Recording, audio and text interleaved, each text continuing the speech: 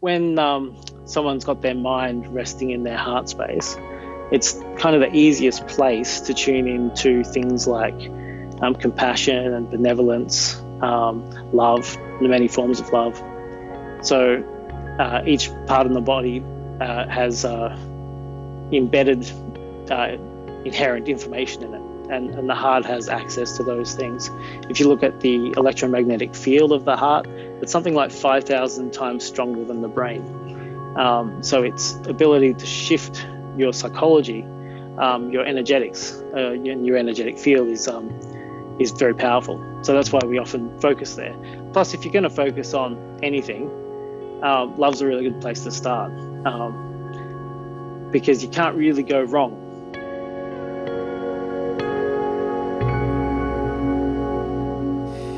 Hey guys, welcome to another episode of Everybody Knows. So glad you could join me for today's episode. I'm your host Ben, of course, and my guest on today's show is Dr. Stephen Booth. Stephen is a doctor of Chinese medicine. He practices as a transpersonal acupuncturist. He's also a researcher and author on the topic of sacred geometry. Now, I'm really new to this, and this is probably a really poor explanation, but sacred geometry is essentially the harmonious patterns that we find repeated in nature and space and in our own bodies. Stephen has treated people with all kinds of traumas, both mental and physical, PTSD, illnesses, injuries, and ailments. And he goes about it by shifting learned patterns in our minds, bodies, and spirits that no longer serve us and that actually cause a blockage to healing and repair.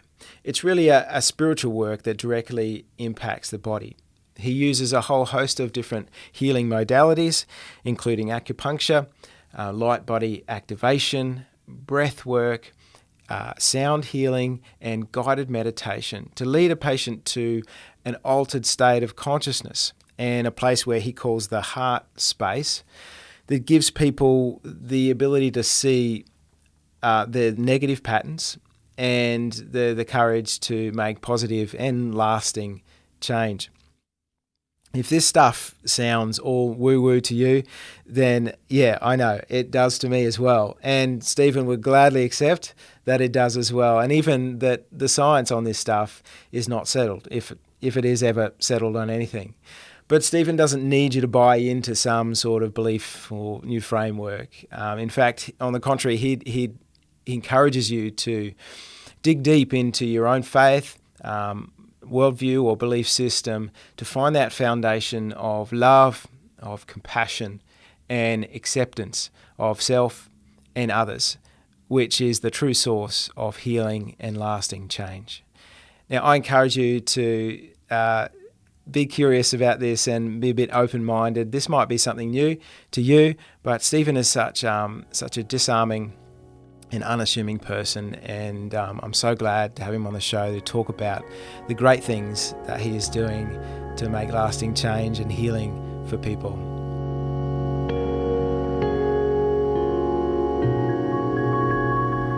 Great. Dr. Stephen Booth, that feels so weird saying that because I consider you a good friend, mate. Thank you for coming on the show. You. Yeah, awesome. A pleasure to be here. Yeah, excited for it. Steve, you're a doctor of Chinese medicine. You're practicing as a transpersonal acupuncturist. Mm-hmm. I tried to do a bit of Googling on that term, and you pretty much came won't up. Find anything. Yeah, cool. And not many other people. Hopefully the SEO is working then. Yeah. So, and you work with a whole bunch of different healing modalities, from energy work, light body activation, shiatsu, obviously acupuncture. You have a whole concept that you write about called the Metatron's Cube. I just want to start by saying that, as I said before, you're a good friend, and that's kind of, when I think about it, I've only met you in person twice. Yeah, a couple times, but we spent quality time as well. So sometimes it's quality over quantity. And the first was at a retreat center setting, so you do get to know people at a lot more intimate level in that kind of environment. Yeah. And we've spent quality time, and I've spent time in your house with your lovely family and kids, and we've bonded over parenting and a few things. So. Mate, as I said, only met you a couple of times, but I've been really impacted by your unassuming approach, your gentleness. When we were at the retreat, I first met you. You were one of the practitioners. You and your lovely wife, Tasj. Thank you. And I was just struck by your compassionate approach. It really disarmed me. I mean, I've grown up in a religious setting in a Christian church, and your sort of work had kind of been, I guess, blacklisted for someone like me. Of course, yeah. You know, but your whole approach of love, compassion, acceptance, and real focus on what was an attention to what was going on. And I was in a pretty stressful situation. There was stuff going on in my life and business, and it was a profound meeting. And I knew I needed to keep in touch with you. And now with the podcast, I get to talk about and hear about what you do. And I really want to sort of demystify. That sounds great. Your work. So that it's accessible for people and people get a new understanding of what's possible. Because this is not, you say I put pins in people to make them feel good. But this is like next level kind of deep spiritual work. It is. I mean, anyone can stick pins in someone, and you will get if you're trained as an acupuncturist and you kind of know where to put them, you'll often get a beneficial response where someone will feel better, because you're getting all these kinds of things happening with just the needling. You get histamine response, you get endorphins released, you get all these happy chemicals. So just from that, and studies show that as well, that you get a feeling that's beneficial and beneficial health changes. But then doing so with presence and being present, and developing a connection with someone that's honest and heart-centered, and with a unconditional positive regard element, from humanistic psychology and the Rogerian counseling and psychology work. They've identified these areas of what makes a really solid therapy session, and having that rapport with someone as being the most important over any technique or anything else that you can do. Having that human connection and that direct, authentic connection with someone is the most important thing. So if you've got that, you're in the best place to start with. Absolutely. Yeah, for me, that's a must. I mean, when you're receiving any sort of treatment, let alone the stuff that you do, which really kind of gets quite inward, and as receiving the treatment, you're in a vulnerable place. You need to have a sense of trust, and absolutely, relaxation, and feeling that it's a safe place. And I really felt that with you. And thank you. Yeah, and I've it's something that you walk in whether you're doing treatment or you came out of my place to have dinner. And so I just want to recognise that, mate. And for those listeners thanks so much. Yeah, that are out there and listening, and they're suffering from illness, disease, pain. There are practitioners out there that have a compassionate approach and create a safe space, and keep going till you find one. It's so important to feel safe, to be vulnerable as well, and to share, and especially if you have got issues that are personal or deep, or that have trauma or history or psychological elements attached to them, that if you can feel safe, then that'll help a lot. And I mean, getting on the table for acupuncture, someone basically stripped down, vulnerable on the table, lying there, and someone's going to poke you with bits of metal. That's a pretty vulnerable spot to be in. So being able to, even ask for help and go for the session is pretty big sometimes. So if you have a practitioner, or you look for one that you trust, is really important. If you find someone that's qualified, that they're going to be in the best possible position as well, and look for their experience, and know that you gel with them too. In one of the classics of Chinese medicine, they say the superior physician should have done a lot of the healing as soon as they've met the person, or even on the phone call. You just make them feel good. and feel confident in you, and those kinds of things just goes a long way towards the actual outcome. Absolutely. Well, can you just talk to the relationship between body and mind, this psychosomatic and spiritual approach to healing and health? Because strangely, we have in our modern age separated our mind, we have our body, that's our being. Such a good way of saying it as well. This illusion of separation, that we're different and apart, even the body and mind, or humans from one another, or humans from the environment. There's this sort of disconnection, isolation feeling going on anyway, which then of course breeds the urge to reconnect with one another and with the environment. So we have become disconnected. But these things, if you look at them, humanity all exist as part of the planet, and in our body we have all of these systems which, to look at them in isolation is useful to a point, but then to look at the way they interface with each other and are connected is also very valuable. So if I have someone coming into my clinic and they have some anxiety, say, one of my first questions is, where is it? When you get anxious, where is it in your body? Can you point to it? And everyone can, even if it's vague. They can say, oh, it's in my chest. It feels like this. Or this happens and then this happens and this happens, and they recognize a pattern of energy, of things that happen, or emotions and feelings that come up, and can relate it to the map of their body. So there's this connection. And we know by looking at heart rate variability, or even just breathing, that any emotional change is reflected in the physiology, that heart rate changes, brain activity changes, breath patterns change, and the quality and tensions in the breath and so on also change and move. And that relationship between contraction and relaxation will be one of the main things that's shown up. And in Chinese medicine, we talk about that as being yin and yang elements, and that they're found across all levels. So they're found in the body, they're found in the emotions, they're even found in whether we're going inwards or outwards in terms of our focus or concentration, or whether we're going into an individual or a communal type of expression of self. And the spiritual element, it's something that's obviously metaphysical. And as I understand, the transpersonal part of your work is essentially spiritual work. It is, yeah. Is it sort of interchangeable? It's the things that you can't see, but you can see the effect of. So you can't see ideas, but you can see the effect of the ideas.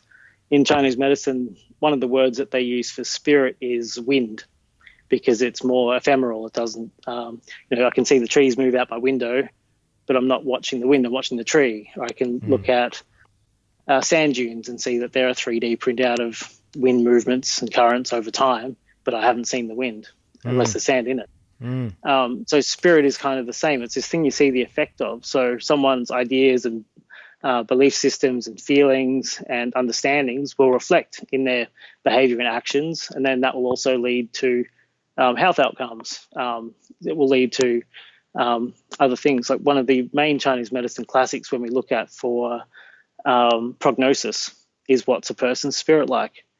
And they'll have very clear methods for seeing if someone has got spirit or has not got spirit. It's actually gaining or losing spirit. So the having spirit, having Shen in Chinese medicine is about like a gaining quality. It's got a generative quality. And what they'll look at is what's their demeanor like?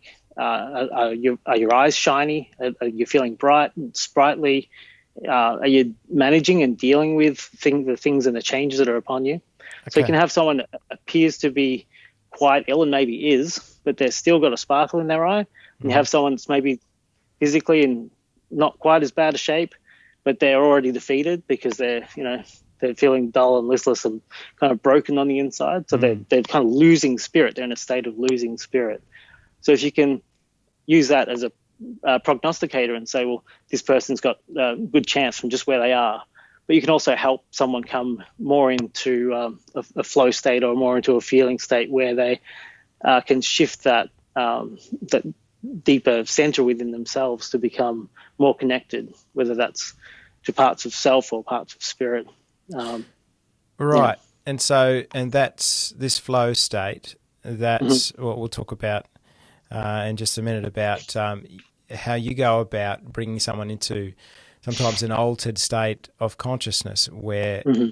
they're more freely able to recognize or make connections with the mind and the body. Would that right? Or Yeah, what's the so benefit it of can that? there's a few things. One is the shift in perspective that comes with it. Mm. So if you look at consciousness first, is a big topic. So what is consciousness? Where is it, etc. Yeah. And that it operates across a spectrum. So that sleeping and waking is part of a spectrum. And if you're looking at when people are experiencing those different states, but you look at the really big like spiritual states or like breakthrough type psychedelic states or contemplation and prayer, these kinds of things will bring people up into a space where they have a greater perspective, or maybe they can see their own personal issues from a new place, or their history, or they'll have new ideas and inspirations because you're, in that case, not using some aspects of your brain, but using others and so on. You get access to new information. You get access to archetypal or deeper collective information as well. But you're also getting so you're getting wider perspective, more information, but new ways of seeing and interpreting that information. So you're getting access to patterns and things like that exist that you can make new connections with as well.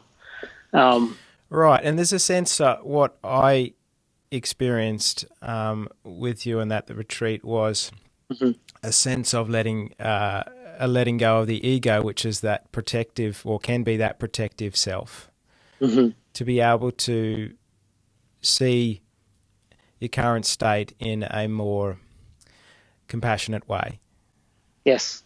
Rather than accusational. Because your own judgmental personal story can become less important. So this happens, say, with near-death experiences is a really common one. So I know quite a few people that have had near-death experiences, and some of it's the light flashes before your eyes, or you get the light at the end of the tunnel, that type of thing. But what happens is people come back with a new point of view. What's important to them might have shifted quite a bit, or where they were putting their energy or all this effort. Maybe they've just changed direction on that because it has less meaning, or something else has more meaning now. The value shifts. Even collectively with COVID and everything, we're now finding out, maybe where I was putting my attention isn't as important, or finding out that family and other things, higher values, actually have greater importance for us. Right. So there's the shift, and there's a realignment, and seeing things from a new perspective, and we can evaluate that. Yeah. Yeah. So the word transpersonal means one of the meanings is to get out of your own personal stuff. That means you have access to all these other things as well. So you have some people, when they're going through anesthesia or something like that, even they'll come back and they'll go, oh, I was this or I was that, or a meditative state. They'll came back and they'll believe that they're a whale or something like that for an amount of time. So you have this sort of diffusion of identity. So then coming back to you, or even a recognition that we're all actually connected, and that all of creation is creation. So we're all one in some level. If you go out far enough and zoom out far enough, it's oneness. That when you come back to the personal from that point of view, then you've got this, well, how do I do the best job of being me with what I've got? Yeah. As you, as the universe of all things, but also you as you operating as you, the individual. Well, just assume that I know, Stephen, I know nothing about what is energy work and this light body activation that I've heard you talk about. It sounds, well, I don't even know where to start to sort of think about what that is. But can you sort of break that down as if I've never heard of it? Yeah, sure. I'll do my best, and I'll also try and steer away from too much of the terminology that could be like woo-woo and kind of fluffy and those kinds of things, even though it kind of is at the same time. Great. Let's be honest. But to keep it practically centered. So light body activation, we're talking about working with greater human potentials. So we know that humans are capable of amazing things. Even the word hue, man, like hue is a type of light, right? So light and matter have a relationship, and energy have a relationship. We know this from, say, Einstein's work, that they have interchangeability or a relationship between them. And light is also a way of expressing information, just as matter is energy slowed down. Proteins are information portals because they're just codes, right? So we're mapping together greater ways of accessing more information. So we talked about altered states before and the way that shifts your perspective. When you bring that back to you in the body, how to get the most out of your capacity. And a lot of that is around how do you adapt to the environment? How do you adapt to life's challenges? And now I'm a dad, or now I've got to work out a new job, or whatever life's throwing at you. Now I've got this thing that's happened, or an accident, or an illness, or whatever that you've got to deal with in your terms of your complexity. The ways of doing that that makes sense from the greatest perspective as possible. So as integrated, that take into account the body, the emotions, the energy systems, and the layers of storage of that information as well. So if we look at the brain as a receiver, transmitter type of instrumentation, that the body also is a storage container. Matter is a storage container for energetic information. So one way of looking at that relationship is over time, you lay down patterns in your body according to, say, the way you walk or the way you hold yourself. And a lot of that is related to the things that you've encountered in your life. So to take a really basic example, like let's say someone cut me off in traffic last week and my shoulders went up. Then a week later, I haven't relaxed them yet because it's just that tension's still building, you know? So, so there's a holding, a contraction where, maybe I've had to feel defensive, or maybe I have adopted some distortion in my physical body. Over time, that will then be reflected and continue in a building cycle, so that I will continue to feel more protective if I'm continuing to expose to those same kinds of stresses and respond in the same way. So you get that build up. Right. What we're doing with the light body geometries is looking at the way those psychological and emotional aspects in the body, the more subtle things that you can't see, relate to the body, and then mapping them together with beneficial information. So we want to tune into what do we actually want in that space, what's in there already. So say you look at a space like the back of the neck and the shoulders that I just used as an example. Mm-hmm. We know that they are places that gather tension. If someone's stressed, it goes up. If someone feels under attack or oppressed, you'll raise your shoulders.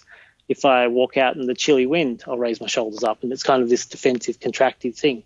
But what else happens is my chest gets tight. I'll maybe clench my jaw. So I'm getting like a compounding and a greater tension gathering at that point. Mm-hmm. So rather than doing that, what I can do is call in the feeling of feeling protected, feeling safe, feeling secure, and actually center it and ground it. And one of the ways of doing that is to deliberately alter my experience, deliberately alter my state, and tune into that sense of, well, when has that happened before that I felt safe? When has that happened before that I felt connected or loving or compassionate or whatever it is that I want to work with? And generate that feeling state by tuning into the memory of it and recalling, how did it feel in my body? What was my sense of that? What was the time and place, location, like the cosmic IP address of that experience that I had? dial it up and then Dial it feel up. it. Yep. And then call in as much of the data points on that as you can remember. So things like the people that were around, but especially the physical sensations, because they're considered real because they're in your matter, right? Mm-hmm. They're less immaterial. Mm. But what we're generating is a thing that's felt sense that isn't matter. So it's something else. So that's where the ideas around energy or even psychology come in. So whether it's an energetic map or a psychological map, kind of even doesn't matter. But then you can create like a energetic shielding shape. So often we'll use over the back a diamond shape or a kite shape, actually, from the base of the skull down into the shoulder blades and into the back of the heart. So you've got a double triangle, and fill that whole space with feelings of safety, feeling at rest, at ease, secure, protected, and program the points in a sequential order to hold that feeling, hold that psychological state across the body map.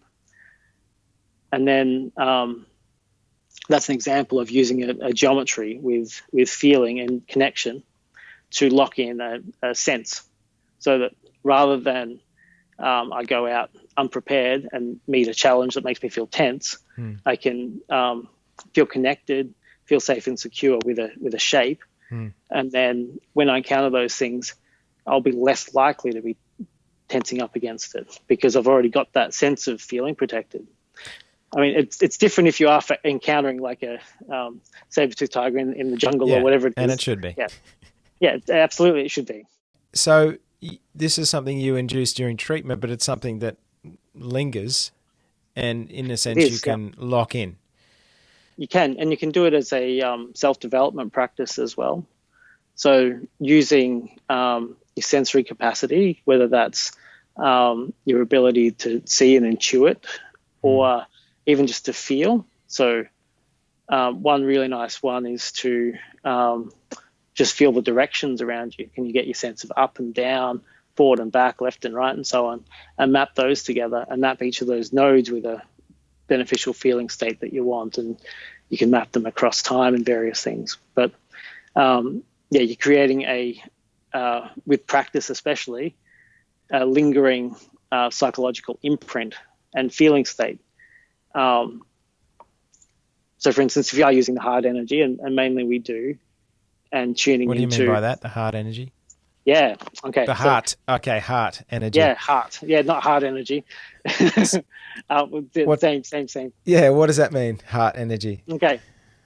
So when someone's got their mind resting in their heart space, it's kind of the easiest place to tune into things like compassion and benevolence, love, the many forms of love. So each part of the body has embedded inherent information in it, and the heart has access to those things. If you look at the electromagnetic field of the heart, it's something like 5,000 times stronger than the brain. So its ability to shift your psychology, your energetics, and your energetic field is very powerful. So that's why we often focus there. Plus, if you're going to focus on anything, love's a really good place to start, because you can't really go wrong if you're staying in integrity. And you're also looking for like alignment. So, if your head wants that and your heart wants that, it doesn't feel comfortable. But if they're in alignment and agreement, it's like, I feel in flow. I feel on track. Okay. So, if we're using heart energy, bringing up feelings of compassion, gratitude maybe, whether that's from the experience of like receiving those feelings, like being on the receiving end of compassion or gratitude makes you feel a certain way, but also expressing compassion or gratitude also makes you feel a certain way. Bringing up those feelings as tangibly as possible. And if you're sending them out, it's like that feeling's naturally coloring your filtering system. So that by generating and sending out this feeling, transmitting it, you're naturally reprogramming your own perceptions, so that you'll be more likely when you go out into the world to start seeing the world through that filter of compassion, love, gratitude. So when people are doing gratitude diaries and those kinds of things, or affirmations, they're doing the same kind of thing, but to make it less cerebral and more felt, to actually like really tune into the feeling and give it a location as well. Make it tangible. You connect any 3 points, you're going to make a triangle. The triangles are nice stable shapes, and they're containers for resonant information. So feelings. So you can lock in a feeling to a solid shape like a triangle. Triangles are also signatures for spirals, because if you can't have 2 points opening occupying the same space. So that means that there's always going to be like a little bit of an opening. Okay. So it's like they're suggestive of, especially if they're spinning, a spiral. There are also signatures for tetrahedrons. And tetrahedrons are said to be the basic building block of space-time. If you look at the latest quantum gravity research from places like the Resonance Science Foundation with Nassim Haramein, or there's a Quantum Gravity Research Foundation as well. They're both saying that the basic unit of space-time is a Planck-length tetrahedron, or a holographic 64-star tetrahedron, actually. And have these complex maps of showing the way things are connected. Okay. And so they have Haramein's got mathematics that show the entire universe is holographically represented in the mass of every proton, so that there's absolute connection. There's no separation between anything. And it seems to work. I mean, but locking down the feeling states into shapes is really helpful. But then getting the shapes to communicate with each other and interact with each other and be generative as well. So you gain more of that feeling of flow or connection, or being able to recognize when you're not in alignment. Okay. So if I'm doing something in my life that's not in that space of, say, love and compassion and gratitude, whatever you've tuned into, and you go, oh, that wasn't very loving, or you see it happening around you in the story around you, it's way easier to spot, and you can do something about it and come back to your own center and integrity. And you can pick it earlier. So what does this approach, who does this work for? What sort of things are you treating and have you seen really benefit from this? So we're talking about, somatic, pain or healing or whatever. Are we talking about chronic disease? Are we talking about trauma, mental, physical? Yeah, can you elaborate? So I work with a bunch of different people across different walks of life. I work with, say, some tech guys who are right into biohacking and self-optimization and those kinds of things. So they're very well people. They're very highly functioning, and they're using it to get more in tune or to better themselves.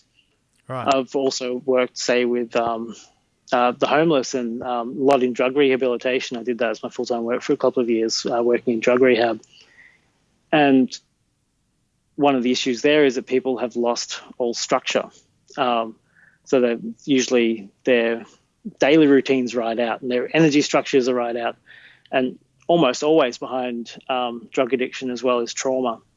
And that's another area that this work really shines, because it gives you the ability to overcome those dysfunctional patterns that result from trauma. So when there's trauma, one of the ways to overcome it is to be able to see it from another perspective and to see it from a safe perspective. So if you're generating this field around you and in you that feels safe, that feels held, and it's okay to be vulnerable, it's okay to feel these things, then you get the opportunity to reprocess and repattern that trauma and even gain something from it. Is that essentially the heart space that you were talking about? Is that how you that creating that safe space that someone's disarmed? That's really the key thing is to come into that safe space, but then to see and feel the thing that's happened that was traumatic, but then to see it from a perspective that's shifted in some way, where you're looking at it with, say, a sense of gratitude. If you can look at trauma from a sense of gratitude and be really grateful for that thing that was so terrible, that's so powerful. And it's very hard to get to, and it's much easier to say than to do. But that's a lot of the time where there's really big healing and repatterning. So the type of things that people are gaining is wisdom. I wouldn't have known that. I wouldn't have realized that thing unless this bad thing happened. It can also sound really harsh and unkind. From another point of view, you can talk about some terrible things that happen are just terrible, and yes, there's you're not condoning anything that has happened. No, nothing like that. Doesn't mean it's okay, etc. But you can find a way of living with it. So same with chronic illness, which I know you were talking about, and is a focus for your show. Sometimes you're in a situation that you just can't change, or this thing's there and you've got to deal with it as best you can. So working with, say, chronic pain, acupuncture is amazing for pain anyway, but if you can break a negative sort of cycle where someone's in a lot of chronic pain, makes them feel terrible, and that feeling terrible then shifts their perception of the pain, so it now becomes even worse. So they feel even worse, so that their pain's worse, and it's really unpleasant. If you can interrupt that a little bit, even just give them some respite from it from a little while, everything gets easier. But if you can shift someone's emotional state and mental state into something that's more positive, then the pain's more bearable, and it lessens it just from that shift of perspective. So it's almost like the discomfort becomes suffering when we give it that meaning. We judge it to be. You focus on it as well, and all of those things. So that's hugely powerful for people in pain, like myself, where it seems rude and almost unsympathetic as a concept to go, hey, you just need to be thankful for your pain.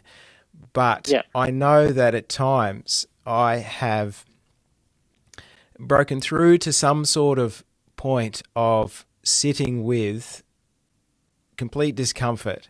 And this is through meditation and just getting, out of my mind and feeling the body. And, just those basic meditation practices, being an observer rather than being identified with what's going on. Anxiety as well. That spiraling sort of like, I hate this doesn't feel good.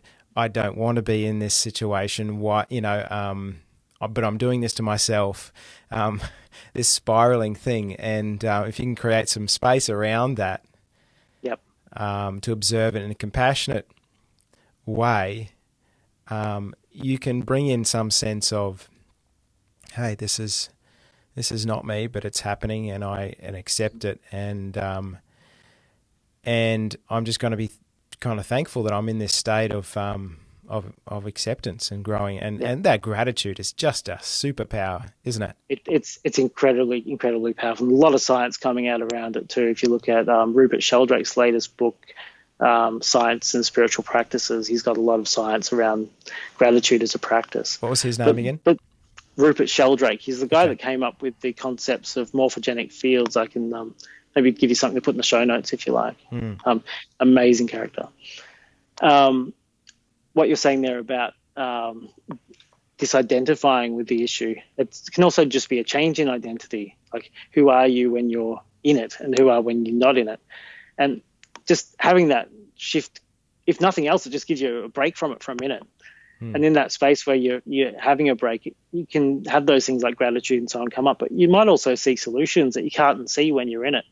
Like, it happens with other people too. It's easier to see in other people. This person's just caught in that cycle and they can't see their way out of it. If anyone's ever been in like a situation where they've been depressed, you're just in this fog and you can't see any way out of it. So to create opportunities where you can shift that or have a new experience. Expose someone to really beneficial information that's generated in a feeling state within them. That can help them find new solutions as well. Yeah.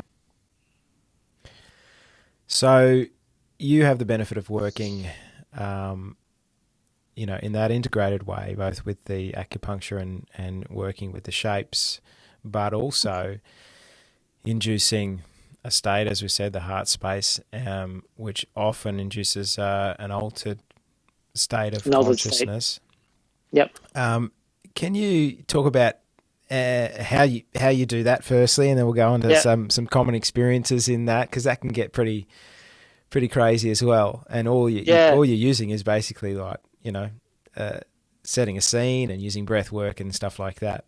And then we'll talk about we've talked about the benefits of that, but yeah. So how would you, if I was coming to you now, and how would you sort of induce that? Yeah, sure. So there's a range of tools that I use, and even helping someone let their guard down a little bit and be vulnerable, that we talked about quite a bit, is very, very helpful. I'll also use sound. So whether I'll use even live instrumentation sometimes, and tuning forks and things like that, chimes, and my partner Tasj uses a drum. So when we do group work, she'll often drum. Or very specific pieces of music. Music is a great way to move feeling states. It brings out emotion, or it's an expression of emotion, or even devotion. A lot of the great classical music is all this devotional music, if you look at Bach and those kinds of things. So, or if you've ever sung in a church and had emotion and devotion feelings come up, you can relate to that through music or choir and those things. Toning and vocal sounds as well, even, and guided meditation. Okay. So bringing people into being directive with it, leading them through a process around that. Just focusing on your breath, putting your attention somewhere specific. These are all ways of altering your state. And to also recognize that it's not necessarily unfamiliar or scary. We talked about before, you're spending something like a third of your life in a altered state when you're dreaming and asleep and those things. So this isn't that unlike that. And why would you bother? What's sleeping for? In a sleep state, the theories are that maybe you're processing unconscious information. So in the altered states that I'm inducing, maybe you're reconfiguring some of that unconscious information, or deliberately putting in beneficial information, or allowing for shift in perspective and things. The other things I do to induce altered states is, just the needles themselves will cause the chemical releases of endorphins and things like that, blood vessel dilation, so you get a relaxation response, changes in the nervous system and so on, so that someone's feeling more relaxed and in that rest and rejuvenate kind of mode rather than fight-flight. I'll also use bioresonance stimulation, which uses electrical frequency. And there's a few ways of applying that, whether that's you can do it remotely to someone with their DNA if you have a sample through quantum entanglement. But very tangibly, you can put on TENS pads with a specific electrical pulse. So I generally apply them to the median nerve through a point here that the Chinese call neiguan, which means inner gate, pericardium 6. So it relates to the heart center. So it's on the median nerve, so it sends signals to the vagus nerve and so on as well. And apply frequencies that I know will be beneficial or help induce an altered state. Even just stimulating this point just with pressure helps someone feel safe and centered and comfortable. And you see that, if someone's feeling anxious, they'll often grab here themselves or, hold it over their center to feel safe and contained. Or use it for motion sickness and nausea. And, it's really common. You get these magnetic belts at the pharmacy now, wristbands that stimulate this point to stop someone feeling like they're in motion. So having that centered sense. So there's some of the ways that I'll induce the altered state. just creating the right set and setting as well. So helping the person with their own mindset, but also creating the environment that's helpful and conducive to a useful experience. And are these then, would you say, hallucinations, or is this just kind of a mind's eye dreaming? As you said, dreaming states are similar to a dreaming state. Yeah, right. So often there's a very big crossover between dream states and what people will experience on the table. So the way I'll generally set it up is I'll get someone on the table and safe, and we've worked out a common intention that we want to work on. Then we'll run one of the geometric patterns, and I'll talk them through it, inducing a shift and giving them some information and touching on some things that sometimes I'll get intuitively what we need to work with. Sometimes they'll have told me and it'll be a reflection of their content. But then I'll just leave them be and usually dial the sound up quite loud. And they'll come back with recounts of I saw this or had these symbols or images come up or feelings. Sometimes they'll say, I saw my grandmother and she told me this, and she's been dead 20 years and she gave me this information, or I felt this heart connection, or I've had people have alien encounters. I've had people came back and I just met the big guy. Was that supposed to happen? And this kind of thing. So some pretty out there kind of stuff that you normally wouldn't associate with a regular. I'm going to the doctors for an hour. Going to a therapy session or something. So very strong altered states experiences that happen frequently. And then how does this translate into a real benefit and a shift for them? Yep. So one aspect is what we call a sense of agency, so that the person then knows through experience that they have the power to change the way they feel. The other interesting things is a shift in values. So when someone shifts their perspective or their experience from one way of being that they're used to and then trained in, and get to look back at it from another point of view, that what comes with that is change in the way they live their life. So that the habits and value systems shift accordingly as well. So things that seemed important before maybe don't as much, or closeness and connection maybe become more important in their lives and things like that. So it usually comes with a spiritual element as well, or is particularly apparent when there is a spiritual element in their experience. So some of the work coming out of Johns Hopkins University at the moment is super interesting around that. Over there, they're allowed to study psilocybin mushrooms as a form of therapy. We've actually got a trial down here in Melbourne as well. So there you're working with a very powerfully induced altered state. And what they're finding, they're doing work with people with end-of-life anxiety. So these are people with cancer or terminal illness. And they're life-changing. People are consistently reporting that it's one of the top 5, if not, top 1 or 2 experiences of their life. It's putting things in perspective. It's taking away their fear because they've got a sense of there's something else, or there's a greater meaning or greater purpose. And the Johns Hopkins research is really showing that when there's a spiritual element to those experiences, that the effect is long-lasting and profound, especially when you're looking at, say, PTSD, that a lot of the people with PTSD that go through those trials don't even qualify for PTSD anymore after the first round, so they have to drop out of the trial. And it's like, well, that's kind of the best possible outcome, but it's also confounding for researchers at the same time because they want to follow people through and see a course of treatment. Right. So, Steve, are these mushrooms going to put you out of business?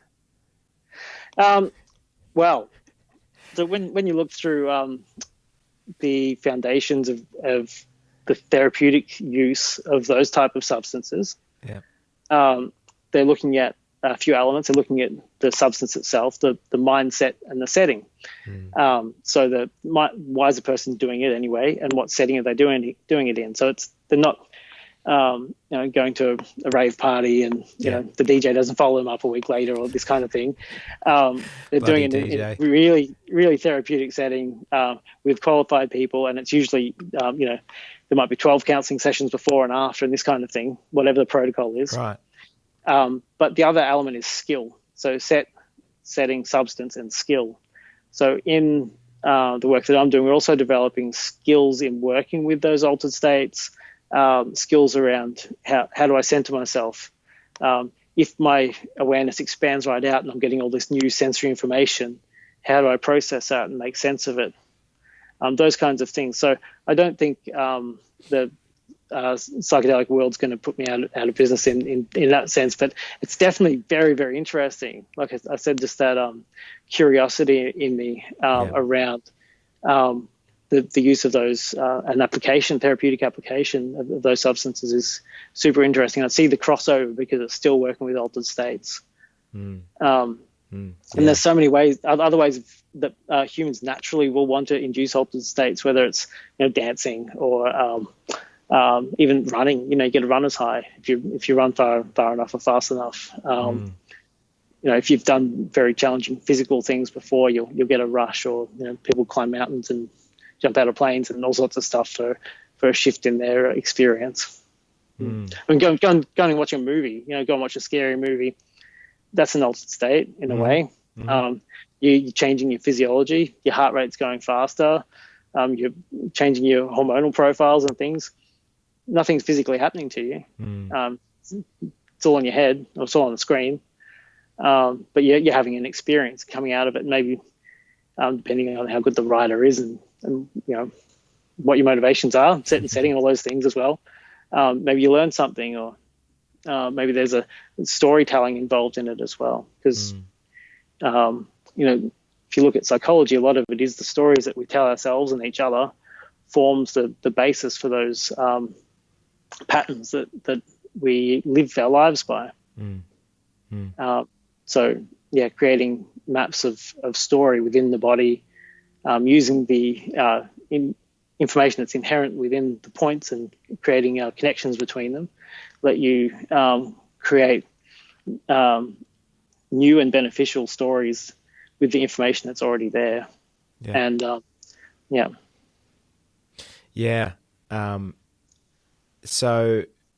That's super interesting. And I think for me, I'm getting this, to put it really basically, it's essentially, when stuff happens to us for whatever reason, a pattern starts emerging. Often a protective pattern, or a pattern out of fear. We have in so many different philosophical ways of looking at life, we have that that hero's journey where the wound happens, right? The wound, and that creates patterns, whether it's in our mind or it's in our body, how we protect ourselves. And this state of heart connectedness or heart space that we find in a sense of relaxed setting that's non-defensive, and in an altered state, we can start to move those patterns around and create new patterns that are beneficial and make a positive shift. And am I hearing this right? You're bang on the money with that. You're creating this window of opportunity to put all this new information and make sense. Hey, so wow. These geometric forms, it's like if you look at a map of a city but you zoomed right in on all the laneways, you get a bit of a picture, but you don't really know what's going on until you zoom right out and see the freeways and arterials and things and the overarching shapes that the city forms, and then you know the relationships between spaces and places that you wouldn't if you're actually there in it as well. Right. And I want that element of love and compassion that I've experienced from you and your work, but that we've alluded to a number of times today. And in fact, in my questionnaire to you before the show that you filled out, the final question that I have there is, what's one message that you'd love to get across to the listeners? And and yours was simply love is everything. Yeah, well, uh, love's the answer, and even if it's not the answer to everything, it's a pretty damn good one. and There's the same with if you're looking for how to be loving and in your work. If you're not, if you're in healing and healthcare, and you're not coming from a place of love, then why are you even doing it? Once I see this, like I treat a bunch of nurses, and the ones that get to the point where it's just a job, or it's work, and that's it, start resenting it, because that's not what they got into it usually. It's not just something you fall into. It's because you value people, you care about people, and that's coming from a place of service or love or compassion. So in terms of personal integrity and those things, to check, even I've seen some people that maybe I've had difficulty accepting some of their decisions that they've made, or the way they live their life and those things. But I have to be able to find something in them that I can actually say that I love, or that I value, or that not that maybe their other behavior is okay, but to have that authentic connection, desire to want to work with them, and for their own healing process, that there has to be an element of love in there, and care and compassion. Otherwise, I wouldn't be able to create that safe space for them to create a change. And this is probably way too. I'm not looking for some profound, universe-shaking answer. But what is love? I'll try. What is love? What is love essentially, and what are we talking about there? Because there's even lots of concepts of people. What is love? Do I just need to think up positive thoughts about myself and others, or what is that foundation love that you use as a practitioner, but also that somebody can, as a sufferer, can understand and use? And I'm asking you what love is, so that's kind of like, I'll use the same descriptor that we use for spirit. How do you define it? And you can really only define it by the way you see it show up. So you look at someone's actions and go, are they loving? Are they compassionate? Based on what they're doing. And depending on your perspective, something may or may not look loving. Like, I won't let my 10-month-old eat a chocolate bar because that's a loving thing to do, where from him, me giving him the chocolate bar might be loving. It's just cruel, Dad. Yeah. Right? Yeah, I know. I'm so mean. Yeah. Or creating boundaries as a parent and things you have to do like that, because it's a loving thing, because you're teaching your child how to deal with the world and so on. If they don't learn how to clean up their room or whatever it is they've got to do, then they'll enter adulthood without those skills. So having structures and boundaries and things like that are loving as well, and are the expression of, or can be the expression of. So it depends on your perspective, but to look at how it's actually showing up in 3D reality, what the actions are. But in terms of the feeling, I guess that's a thing to find in yourself, and usually you know it when you're on the receiving end. So when you're on the receiving end and you're in a place where someone's being compassionate towards you and you're feeling it, you get that experience. It's like a magnetic attraction as well. So then you can tune into that frequency, I guess, and then express it yourself, or find it. And the same's true as well. That moral compass that we all, well, unless you're a psychopath or something, then you don't have the capacity for it. But we all have this sense of right and wrong. So the desire to follow your own integrity and truth is a type of love as well, I would say. I mean, authentically. I don't know how much. Yeah, that's probably the best I can do for. Oh, mate, that's pretty good. Question. That's all right. What is love? I'm asking you meaning of life questions, but I'm just curious. And as a sufferer, man, how can I love myself? I guess we're, coming to the end of our discussion, and I kind of want to get some help as to, what's my homework now? One, what practices would you recommend to those playing at home that they can Yep. integrate into their journey and the path to healing, and also then where can they find maybe practitioners that are working with energy and Chinese medicine and these sort of altered states and somewhat of what you do. So my advice and homework is find what inspires you and follow it. So what are the things that make it worth getting up in the morning? Where are your higher values aligned with, and make sure you're working towards them. And when you're doing it, you've got this podcast, you're helping a bunch of people with it. That's amazing. So no self-knowledge, self-awareness, and then acting on the things that are leading you on the path of your heart, your Shen Dao, your spirit's path. And make sure you're supporting that with practices like things like gratitude as a practice. Actually sit, even if it's 2 minutes, but sit and find something to be grateful for in the morning. It's a good time to programs your day. It doesn't have to be an hour of sitting on the floor with your legs crossed and saying Om. Like I try and get people to exercise or something, and they're like, "Oh, I have to schedule 2 hours to go to the gym," and it's all this. Like, not just like skip for a minute, or go for a 10-minute walk and deep breathe and think of affirmations. It doesn't have to be a huge long thing that you schedule. I mean, if you can do 50 squats and get out of breath, and you're not used to doing anything, just to get to that is a big achievement, right? If you've got a sedentary lifestyle. So, it doesn't have to be huge changes. Like the guy that went from 6 beers to 4 beers, and his whole life's different. And his medication intake's much reduced. Small change is really beneficial. But knowing yourself and knowing what gets you going and what your passions are, and then creating a life that helps you follow them, is really helpful.